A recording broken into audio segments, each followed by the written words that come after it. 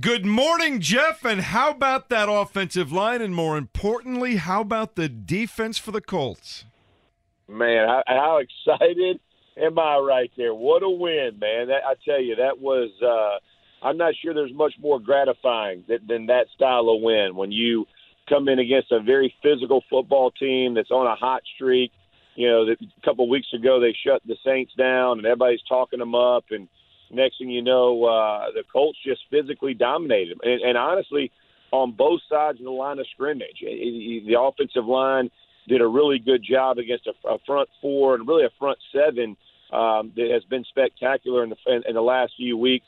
And then that Colts D-line in front seven just absolutely manhandled the Cowboys' offensive line, took their running game and made it pedestrian at best. Made big plays on the back end. I mean, just give them a ton of credit. It was one of those days, man, that you go home satisfied and feeling good about the way you played.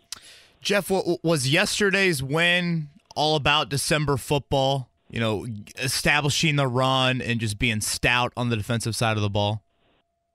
Yeah. I mean, I talked about this actually last night on Sports Center. Is how important the run game really is at this time of year, and it's not just. I'm not just saying you run the ball 40 times, you ignore your receivers and quarterbacks and all that kind of stuff, but it does get you into a rhythm where third and shorts are manageable, and when conversions matter, and when you don't get yourself behind the chains where your quarterback and receivers have to be absolutely perfect. And so I thought yesterday's example of that with Indianapolis was really off script. I mean, it was scripted. It was as good as it can get. You're moving the football, whether you're backed up on your end, and you got to get a couple first downs. Well, next thing you know, you're turning the ball into a great drive. And I think that's kind of what dictates to defenses that, wait a minute, now we got to walk guys up. And now you do get that coverage, so play action works on the backside, or tight ends can be effective, or T.Y. Hilton on the play action. All those kinds of things become easier throws, easier completions, easier catches, because not as much is contested. Jeff Saturday here on the Morning After, FM 107.5, 1070, The Fan. Man, tell me a little bit about just that second half where the Colts just took control of the football game.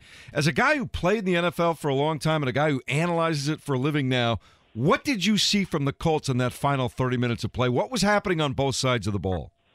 Yeah, just determination. I think when you turn the tape on, if you just turned it on at the very beginning of the second half, I think they open up with an outside zone play where they capture the edge, and Marlon Mack goes and gets home, and then you come back off a power play to the right side. Neither of those plays have anything to do with motion shifts, any of that kind of stuff where you're trying to trick defenses or get guys out of position.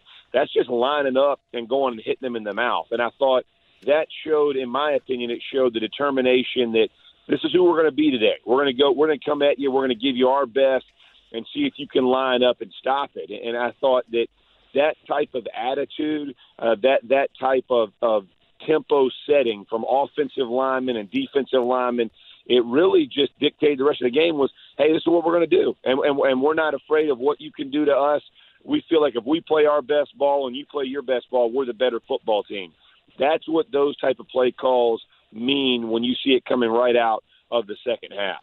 Jeff, we saw Ryan Kelly back in the lineup yesterday, first time in 3 games, and it's no secret. The numbers tell the story, just how much better this offensive line is and the run game is with Kelly in the lineup and pass protection-wise and keeping Andrew Luck upright. How much of a difference, and how have you seen Ryan Kelly's game ascend here in his 3rd NFL season?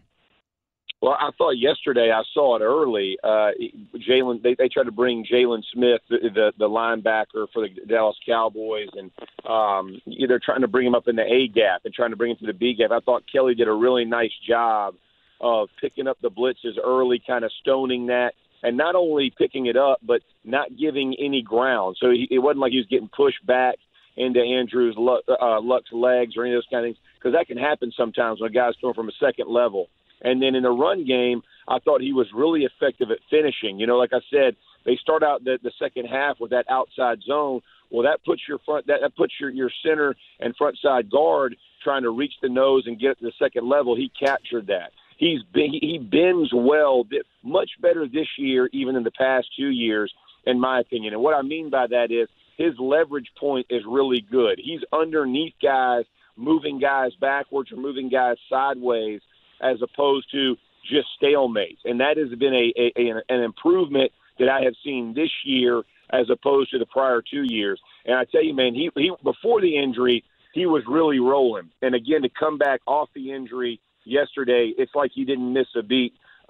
Really proud of him as what he's doing, and really for what he's doing for the rest of the line, because he brings a level of nastiness and attitude in there that you really want at that offensive line position. Other than maybe Patrick Mahomes, who's the quarterback in the National Football League who's playing any better than Andrew Luck? I don't think there is one. I mean, I really don't. And we talked about this in prior weeks when you talk about the MVP conversation and who's going to be involved in it and who's not. If you look at it, now his numbers aren't gaudy. You know, they're not as big as other guys are. But the reality is when he's being asked to make plays, he's making the plays that have to be made to win football games, not necessarily to have 400-yard passing days or whatever that looks like, because you're going to go through ebbs and flows in that in the season. You know, he went through a stretch where he's got 3 touchdowns and I don't know how many games in a row, and now you kind of get to the part where it's a little tougher to do it, and you know what? We're more comfortable running it and kind of exerting our will up front, so he's willing to be that, you know, play that role. But I'll tell you, that style of ball wins in playoffs, where it's not all being relied on one guy, not everybody's looking to one person. When everybody can kind of share the burden and the load together, and what he's doing, it's just been incredible to watch. Man, definitely, I've said this for weeks, comeback player of the year, but I think he has to be at least in the conversation of the MVP. Jeff, we saw a career high out of Marlon Mack yesterday, rushing the ball, and his emergence, I think, here in 2018 has been a big reason why the Colts have been able to take some of that load off of Andrew Luck. What have you seen from Mack and projecting him forward? Do you believe he can be that lead back for the Colts?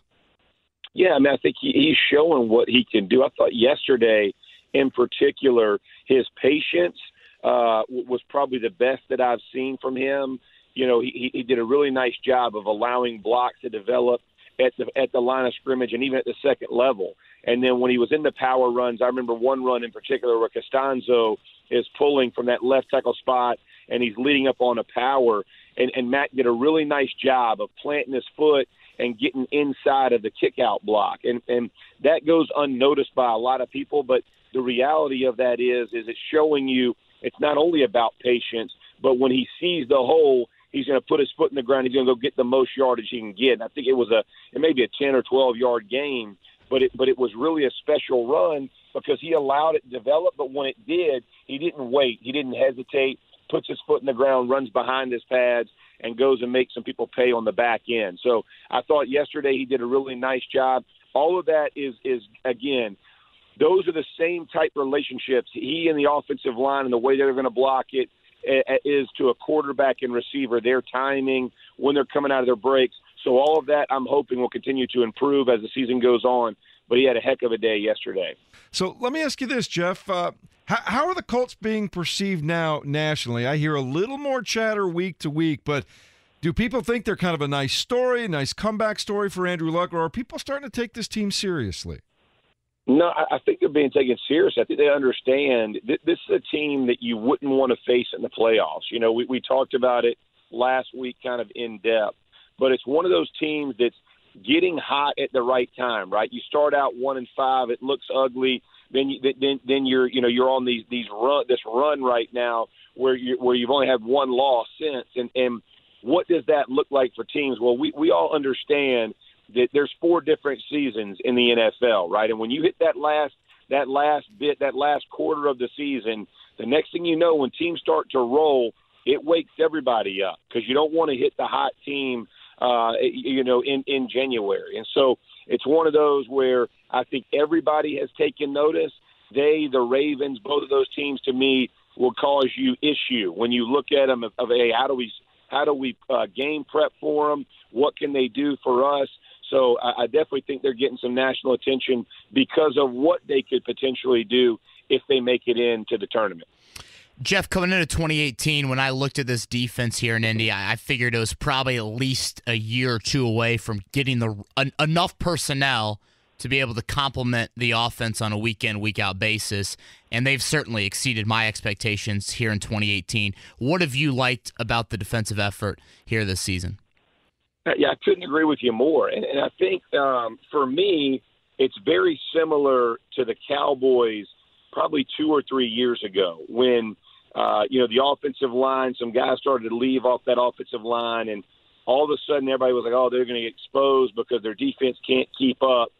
That was probably how I looked at the Colts this year, was their offense is going to be able to press and make some noise, but defensively they're not going to be able to kind of handle it. They'll keep games tight, but ultimately that'll be kind of the glaring error. But they have played so much better than I think anybody gave them credit for or the ability to do. And you saw yesterday, I mean, you shut down Ezekiel Elliott, keep him under 100 yards. Dak Prescott, Amari Cooper, you barely heard his name called. And so I think as you're looking at this defense, they've taken pride. They've taken pride in who they are as a group. And maybe it doesn't necessarily fit. If you look at a personnel group of the style of defense, each position maybe doesn't fit exactly. But look at the pressure we're getting inside the pocket. Look at Leonard and what he's doing, rookie of the year, and definitely should be in that mix and argument. Defensive backfield making plays when they have to. Each guy is taking on their job and their role and making plays. And you can't say enough about a group that comes in underestimated but overperforms. Jeff Saturday joining us here. It's the morning after FM 107.5 1070 The Fan. I'm going to beat the drum a little bit louder for Darius Leonard, and I'm depending on you to do that with some of your brethren there at ESPN because, look, Bradley Chubb does a tremendous job of rushing the quarterback in Denver. There's no question about that. Leighton Vander Esch is a guy that does a terrific job. But here's Darius Leonard that not only leads the league in tackles despite missing a game, but he does everything. He defends passes. He rushes the quarterback. He's got tackles for losses. He's got tackles in the flat. He's recovering fumbles. He's picking off passes. Who does more as a rookie in the National Football League on defense than Darius Leonard? And I don't think it's close, Jeff. Yeah, I agree with you. You turn the tape on and he jumps off the screen. And I think that to me is really the telltale sign for who should be a rookie of the year. It's not, do we make plays in moments, are there certain situations? That's really what every rookie is looking to be. Can they make those kind of plays? But to your point, man, he makes play after play after play, and you can tell the defense depends on him making those plays, and the expectation is he's going to make those plays. And so I couldn't agree with you more. I think Derwin James is getting some talk out in Los Angeles with the Chargers. But I'm with you, man. The Maniac, in my opinion, has got to get the nod. He has played lights out. And to your point about missing a game and still leading the league, it's absolutely incredible. But it's more than just the tackles. It's all the spots. It's all the big moments that he steps up and makes the plays. And you can tell the Indianapolis Colts feed off, not only defensively but offensively, feed off of his energy. It's been special to watch. Jeff, if you were going to power rank the AFC with 2 weeks to go, where would you put the Colts? I know right now I believe they're the 7th spot if you're looking at playoff standings. Where would you kind of place them in terms of how well they are playing with 2 weeks to go here in the regular season? Oh, man, that's a really good question. I would put them in the top. I would put them in that 4 or 5 slot. I think Chiefs, Steelers, and Patriots right now are rolling pretty good. And Chargers, put them up in there. And I'd only put the Steelers in there because of the win at home against the Patriots, with the 3-game slide before that. But they look like a different team last night. But I would put them up in that mix. I think I would say they're playing better than the Ravens. I know the Ravens are getting more noise and they're ahead of us because of tiebreakers. But ultimately, I would say that if you're looking at the Colts, that would be the team with Andrew Luck that you would be more concerned with than the Ravens. So I'm putting them in that same mix of those guys can go, man. I mean, they continue to surprise teams, surprise people by the way they're playing. I know we all talked about at the beginning of the season, if they were 8-8, it would be a heroic effort by Frank Reich. I'm looking at 10-6 and saying, man, they can make some noise in the playoffs. So I think they've surprised a lot of people, but that's where I would put them right now. Have we figured out what exactly happened in the Jacksonville game? Like what? I'm still trying to look back. They've won 7 of their last 8, and they have been so good at times. I can't quite figure what happened in that 60 minutes of football. Man, you or me both. I mean, and again, you always look back.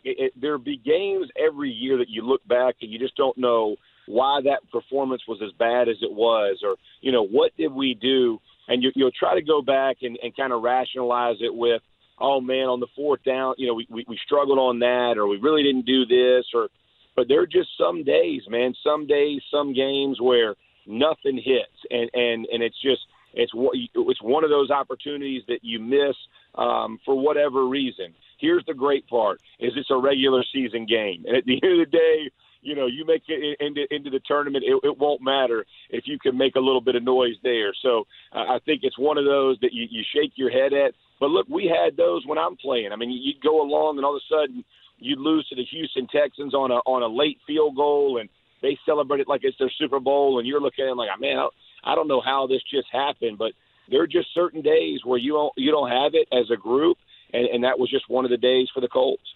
Jeff, last one from me. Your overall thoughts on officiating here in the NFL in 2018?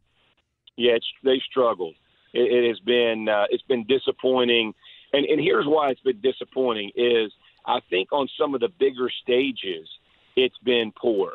And whether you're missing a clear false start by the offensive line that turns into a touchdown that ultimately could change the game, or throwing guys out of a game where you look at it and go, man, I mean, it may be a penalty, but even if it's a penalty, it's definitely not an ejection. I just think a lot of errors that have affected games. And look, we asked them to do a very tough job. I hate to beat up on officiating, because I think it's really difficult.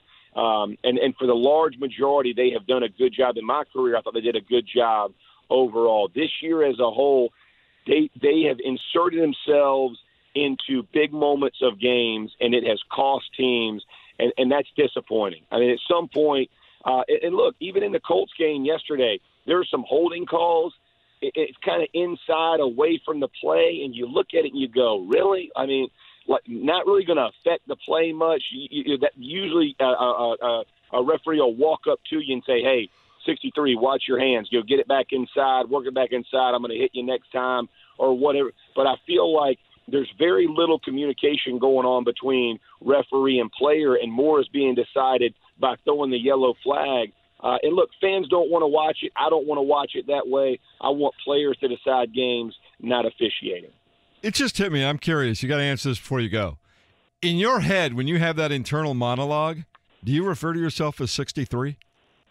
I do a lot of numbers. 18, 63, 87, 88, you name it, 44. That's how I do it, man. That's the way I keep that thing all situated up top.